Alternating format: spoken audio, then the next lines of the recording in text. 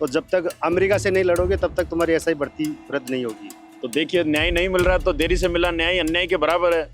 और नेताओं ने अपना जमीर बेच दिया। राजेंद्र राठौड़ जी पहले क्या कहते थे, आज क्या कहते हैं। इसलिए बनते हैं क्या पार्टी के अध्यक्ष, इसलिए बनते हैं नेता प्रतिपक्ष कि बड़े बड़े वादे कर दो, झूठे जुमले दे दो, पब्लिक को गुमराह कर दो। कौन जिम्मेदार है इनके लिए? आप भले पार्टियों में खूब राजनीति करो, कोई मना नहीं कर रहा आपको, लेकिन इन भोली भाली जनता के साथ, ये जो नौजवान है, बेरोजगार युवा है, इनके साथ राजनीति क्यों कर रहे हैं भाई? कि 17 पेपरों की हम सीबीआई से जांच करवाएंगे। अरे एक भर्ती परीक्षा की तो करा लो। तो इस तरह भारतीय जनता पार्टी में राजस्थान में मुखिया जी डमी के रूप में बैठे हुए हैं, जो उसके अंदर ईमानदार और बेईमान को अलग करेंगे। बेईमान इधर है, ईमानदार इधर है। कोई क्राइटेरिया है क्या कि ऐसा देश के अंदर ऐसा क्या मामला है जो भर्ती 5 साल से ना ये रद्द कर रहे हैं ना यथावत रद्द क्यों नहीं कर रहे हैं? इतना बड़ा सरकार के ऊपर प्रेशर। तो इसको सपष्ट जवाब दे दो कि हम रद्द नहीं करेंगे। देखिए, एसआई भर्ती रद्द को लेकर लगातार शहीद स्मारक पर लगभग 28 दिन हो चुके हैं। एक बड़ा आंदोलन भी हुआ था 25 तारीख को। उसके बाद जो है सरकार ने और वक्त मांगा है। फिलहाल जो है 2 तारीख का समय दिया गया है, 2 जून तक। देखिए, एसआई भर्ती तैयारी करते करते आज 4-5 साल हो गए और लाइब्रेरियों में बच्चे सड़ रहे हैं। सरकार चेत नहीं रही है। जो 25 तारीख को युवा आक्रोश रैली उग्र आंदोलन किया था, उससे सरकार को कुछ नींद उड़ी है, लेकिन ये फाइनल नींद उड़ जाएगी आप धैर्य रखने के बाद। ये बात है। हाँ जी सर। लंबा समय हो गया एसआई भर्ती रद्द को लेकर, लेकिन सरकार जो है सुनने का नाम नहीं रही है, सुस्त बैठी है। सरकार है कहाँ? सरकार है पर्ची की सरकार। पर्ची कहाँ की है? मोदी सरकार की। और मोदी सरकार की पर्ची कहाँ है? डोनाल्ड ट्रंप के पास में। ठीक है, तो जब तक अमेरिका से नहीं लड़ोगे तब तक तुम्हारी एसआई भर्ती रद्द नहीं होगी। मतलब कि हम गुलाम है आज भी। तो राजस्थान वालों को भी इजाजत डोनाल्ड ट्रंप से लेनी पड़ेगी। क्या बात है? अगर डोनाल्ड ट्रंप अगर भारत का युद्ध रुकवा सकता है तो उसके बाद में राजस्थान की एसआई भर्ती भी बंद करवा सकता है। तो लंबा जाना पड़ेगा राजस्थान वालों को एसआई भर्ती रद्द कराने। आज़ादी के लिए कितने साल संघर्ष करना पड़ा था। जो 25 तारीख का वो ट्रेलर था, 1857 की क्रांति का एक मतलब युवाओं के अंदर, खुद के अंदर में जोश था। युवाओं को किसी ने पीले चावल नहीं दिए थे, अपने हिम्मत के लिए आए थे। तो अभी युवा जाग चुका है, अपने स्वाभिमान को समझ चुका है। और ऐसा ही भर्ती अगर रद्द नहीं होगी, जितनी रद्द नहीं होगी उतनी बड़ी क्रांति आगे बढ़ेगी। ये राजेंद्र राठौड़ जी का बयान वायरल हो रहा है। वो कह रहे थे पहले कि भाई भर्ती जो है आरपीएससी भंग होनी चाहिए, उसके बाद पलटी मार गए। मौजूदा समय के अंदर में न तो कोई विधायक है, वो एक पार्टी के आदमी है। सरकार बीजेपी की है। बीजेपी का कोई मंत्री या मुख्यमंत्री, चाहे पर्ची का हो चाहे कैसे भी, मुख्यमंत्री कोई मंत्री ऐसा बयान दे, उसको माना जाएगा? कि हर कोई बयान दे देगा, मैं बोल दूंगा मैं आरएलपी पार्टी का आदमी और जो बयान दे दिया भाई भर्ती हो जाएगी नहीं होगी, वो थोड़ा चलता है। अगर पार्टी है, अगर राजस्थान के अंदर में बीजेपी की सरकार है, उसका कोई अगर मंत्री या मुख्यमंत्री ये कहे कि भर्ती रद्द नहीं होगी या होगी, उस चीज़ को माना जाएगा। न कि कोई बाहर से, मतलब कि बहुत मेंबर है बीजेपी के, हर कोई कहने से थोड़ा होता है। कोर्ट से भी तारीख पर तारीख मिल रही है, लेकिन न्याय नहीं मिल रहा है। जज साहब, सनी देओल की वो फिल्म है जिसका ये डायलॉग फेमस हुआ था, वही हाल राजस्थान में युवाओं के साथ हुआ। तो देखिए, न्याय नहीं मिल रहा तो देरी से मिला न्याय अन्याय के बराबर है। हमें 6 महीने साल भर बाद कोर्ट कहता है कि परीक्षा निरस्त की जाती है, तो आज ही ले लो ना फैसला। सो मोटो लेना चाहिए, स्वतः प्रसंज्ञान लेना चाहिए माननीय न्यायालय को, लेकिन ऐसा नहीं हो रहा। और नेताओं ने अपना जमीर बेच दिया। इनका ईमान धर्म बचा ही नहीं। राजेंद्र राठौड़ जी पहले क्या कहते थे, आज क्या कहते हैं। सीपी जोशी जी पहले क्या कहते थे, आज क्या कहते हैं। ये सीपी जोशी जी की प्रेस कॉन्फ्रेंस हो रही है, कह रहे हैं कि आरपीएससी भंग कर देंगे। कहाँ गए सीपी जोशी जी? कहाँ गए इनके बड़े बड़े वादे? इसलिए बनते हैं क्या पार्टी के अध्यक्ष, इसलिए बनते हैं नेता प्रतिपक्ष कि बड़े बड़े वादे कर दो, झूठे जुमले दे दो, पब्लिक को गुमराह कर दो। आज तो सरकार भी इनकी है। फिर ये देखिए, एक जगह के तौर पर, एक जगह के सब इंस्पेक्टर के पोस्ट पर एक ही गांव के 3 दर्जन लोगों का सिलेक्शन सवाल खड़ा कर रहा है कि क्या पारदर्शिता है। इनको तब तो विपक्ष में रहते हुए तो ये 1 ही दर्जन 3 दर्जन, एक गांव से 3 दर्जन लोग बता रहे हैं और सवाल खड़े करवा रहे हैं। आज इनकी पूरी सरकार पे सवालिया निशान खड़े हो रहे हैं। उनका जवाब देने के लिए कौन जिम्मेदार है? सिर्फ उल्टी सीधी बातें करवा लो, बयानबाजी करवा लो। पहले बयानवीर बन रहे थे, आज अपने बयानों से मुकर रहे हैं कि हमने तो ऐसा कहा ही नहीं। 100 दोषी अगर किसी भर्ती परीक्षा में भले चले जाएं, लेकिन एक निर्दोष नहीं जाना चाहिए, एक निर्दोष का अधिकार छीना नहीं जाना चाहिए। ये राजेंद्र राठौड़ जी ने कहा। उन्होंने कहा कि 100 दोषी भले चले जाएं, वो 100 दोषी आने वाले समय में 60 करोड़ की जनता के साथ, इस पूरे प्रदेश के साथ अन्याय करें, ये उनको मंजूर है। लेकिन बस उनका डिसीजन है कि एक निर्दोष नहीं जाना चाहिए। बड़ी गजब की अजब गजब बात कर रहे हैं राजेंद्र राठौड़ जी। खुद अधिवक्ता है एडवोकेट हैं, न्यायपालिका की सारी चीजें जानते हैं, उसके बावजूद भी वो 100 लोगों को, 100 दोषियों को अंदर भेजना चाहते हैं। सोचो कितना बड़ा दुर्भाग्य का विषय है कि एक राजनेता, उन्होंने तारानगर की जनता ने तो आईना दिखा दिया ना, आने वाले दिनों में 28 में राजस्थान की जनता भी बीजेपी को आईना दिखा देगी। हुआ क्या भाई, सीपी जोशी को आईना दिखाया नहीं दिखाया है, सतीश पूनिया को दिखाया नहीं दिखाया, राजेंद्र राठौड़ को दिखाया नहीं दिखाया। ये तीनों ही बड़े नेता थे जिन्होंने बड़े बड़े वादे किए थे, जुमले दिए थे राजस्थान की जनता को, आश्वासन के पुलाव परोसे थे इन युवाओं को। जो आज युवा दर दर की ठोकरें खा रहा है ना, गुहार लगा रहा है, इनके सुनने वाला नहीं है कोई। कौन जिम्मेदार है इनके लिए? खून के आंसू रो रहा है आज युवा, लेकिन सरकार मूक दर्शक बनकर तमाशा देख रही है। राठौड़ साहब को तो कुछ बस युवाओं के लिए तो करनी नहीं, अपनी राजनीति करनी है।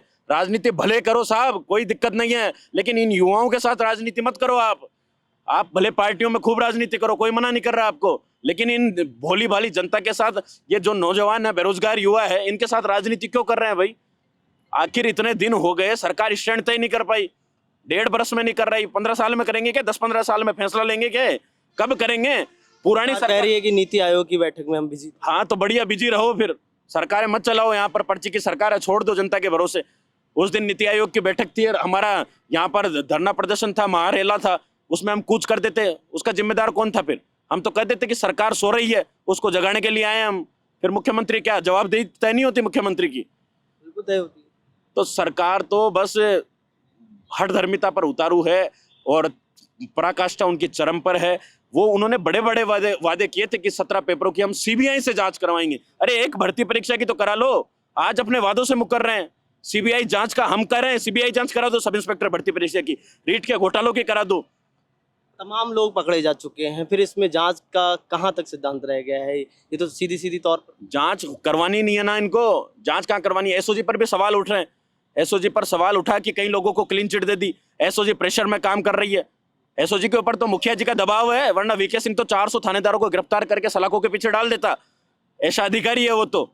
लेकिन उस अधिकारी के पास हाथ में कलम की ताकत अब बची नहीं, उसको दबाया जा रहा है। एसओजी पर एक सरकार का प्रेशर क्रिएट है, सरकार कार्रवाई नहीं करने दे रही है एसओजी को। आपको लग रहा है कि प्रशासन दबाव में? बिल्कुल पूरा दबाव में है, ब्यूरोक्रेसी ने हाईजेक किया हुआ है, मुख्यमंत्री से सरकार नहीं चल रही, बस कुर्सी पर बैठा है, एकमात्र बस डमी है। जिस तरह डमी कैंडिडेट एसओजी के सब इंस्पेक्टर भर्ती परीक्षा में बैठे ना, तो इस तरह भारतीय जनता पार्टी में राजस्थान में मुखिया जी डमी के रूप में बैठे हुए हैं। नहीं सहेगा राजस्थान, इस तौर पर सरकार यहाँ राजस्थान में बीजेपी की आई थी, लेकिन फिलहाल जो है लगभग लंबे समय से युवा सह रहा है एसआई भर्ती रद्द को लेकर। राजस्थान में तो सारी यातनाएं और जो दंश है इस सरकार, बीजेपी सरकार का, युवा झेल ही रहा है। जब से ये सरकार बनी है, किसान, नौजवान, युवा, बेरोजगार परेशान है। आप देख लो, आए दिन धरने प्रदर्शन हो रहे हैं।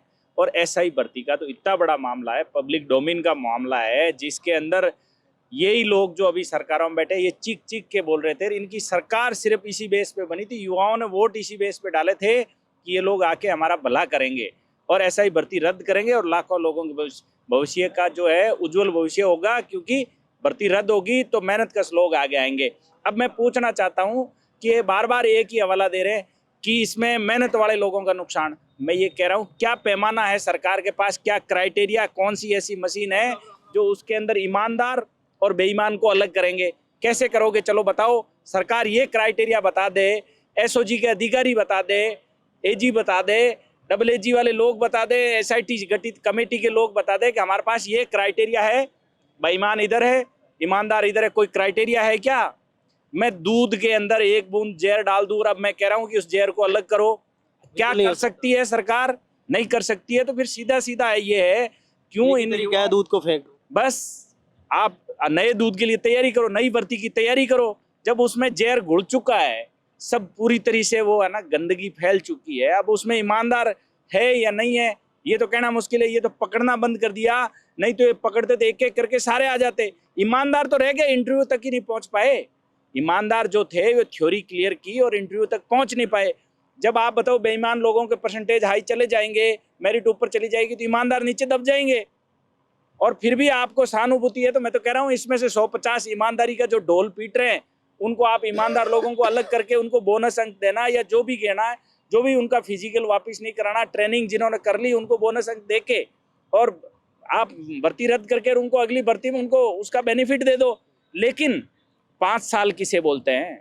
5 साल पहले जो बच्चा यहाँ अपना थैला लेके इस शहर के अंदर पढ़ने आया था, 5 साल के अंदर क्या भजनलाल जी उसके कमरे का किराया, उसके खाने का, उसका रहने का चुकाएंगे क्या? 5 साल का कर्ज एक किसान के बेटे बेटी का कितना बड़ा कर्ज होता है, उस कर्ज के जिम्मेदार कौन होते हैं? कितनों ने आत्महत्याएं कर ली, कितने और करेंगे? ये भाई बेटा, इसका भाई डिप्रेशन में है, कल को वो मर गया तो उसका जिम्मेदार कौन है? उसने आत्महत्या कर ली तो उसकी जिम्मेदार क्या सरकारी जिम्मेदारी लेगी क्या? सरकार इतनी मौन बैठी हुई है। भजनलाल जी एक स्टेटमेंट नहीं दे रहे। आप बताओ, इतने दिन हो गए, इतने 5 साल से इस भर्ती को लेके युवा सड़कों पे बैठे हुए, ये कब से ये संघर्ष रहते हैं? मैं तो धन्यवाद दूंगा इन संघर्ष समिति के इन लड़कों को और इन लड़कियों को कि ये मानसिक मजबूत है। इस शहीद स्मारक पे आते हैं, वापिस जाते हैं, इस आशा में इस शहीद स्मारक को देखते हैं कि हमें यहाँ से न्याय मिलेगा। सरकार के तमाम मंत्री भी कह चुके हैं कि भाई भर्ती में घोटाला हुआ है, लेकिन सरकार जो है सुनने का नाम नहीं रही। क्या कोई और चला रहा है? देखिए, इसमें सिर्फ और सिर्फ यहाँ ये मामला है कि ये सरकार अपने मंत्रियों के दबाव में काम कर रही है। अरे आपको मंत्रियों को बचाना है तो उनको बचा लो, भर्ती रद्द कर लो, मंत्रियों को बचा के रखो। कहीं न कहीं मंत्री इन्वॉल्व है, ये क्लियर है। और मैं तो आप मीडिया से ही कहना चाहूंगा कि ऐसा देश के अंदर ऐसा क्या मामला है जो भर्ती 5 साल से ना ये रद्द कर रहे हैं ना यथावत रद्द क्यों नहीं कर रहे हैं? इतना बड़ा सरकार के ऊपर प्रेशर सीधा सीधा है कि कहीं न कहीं मंत्री इन्वॉल्व है। तो आप उन मंत्रियों को बचा लो और युवाओं को है ना, इनके जो सपने हैं ये सपने साकार करो, भर्ती रद्द करो। हनुमान बेनीवाल जी ने लगातार जो है ऐसा ही भर्ती रद्द को लेकर लगातार आंदोलन कर रहे हैं। 25 तारीख को एक बड़ा आंदोलन किया था, इससे बड़ा कोई अब आंदोलन हो सकता है अगर सरकार नहीं? देखिए, जब नहीं होगा तो क्या करेंगे? लोग सड़कों पे आएंगे। ये बैठे हुए हजारों युवा इस शहर के अंदर बर्बाद हो रहे हैं। जब बर्बाद तो हो ही गए तो फिर क्यों नहीं सड़कों पे आएंगे? हनुमान जी दोबारा से आह्वान करेंगे, हनुमान बेनीवाल जी के आह्वान पे दोबारा युवा सड़कों पे, हम सड़कों पे आएंगे। उनका आह्वान की जरूरत है, जो आह्वान कर देंगे तो प्रत्येक जिले के अंदर, प्रत्येक जो है राजधानी मुख्यालय पे यदि आने की पुनः जरूरत पड़ी तो पुनः हम सड़कों पे आएंगे। लेकिन कम से कम सरकार को इस धर्मिता से बाहर आना चाहिए और लाखों लोगों के जो मामला है, पब्लिक डोमेन का मामला है, इसको सुनना चाहिए। और मैं तो माननीय न्यायालय से कहूंगा कि जैन साहब आपको क्या हो गया? क्या जैन साहब आपका बेटा यदि इस भर्ती के अंदर एक पीड़ित होता तो क्या आप तारीख पे तारीख देते? आप बताओ, 30 दिन होते हैं एक महीने में, 30 दिन में एक बच्चे को 2 टाइम खाना खाना पड़ता है, महीने का 10 से 15 हजार रुपये कमरे का किराया चुकाना पड़ता है, और वो इस आशा में पड़ रहा है कि भर्ती रद्द होगी, मैं वापिस से थानेदार बनूंगा। सपने लिए हुए बैठा है किसान का बेटा यहाँ। हमारा तो यही कहना है, मेरे परिवार के अंदर 40 बच्चे हैं, बच्चों ने पढ़ाई करी, बच्चे अभी भर्तियाँ रद्द हो गई, बच्चे हो गए 25 साल के। अब ये भर्ती रद्द करते करते भर्ती निकालते वो 30 साल के हो जाएंगे, तो बेरोजगारी बढ़ रही है, बच्चों को कहाँ लेके जाएंगे हम बताओ? अभी खेतीबाड़ी भी कम हो गई।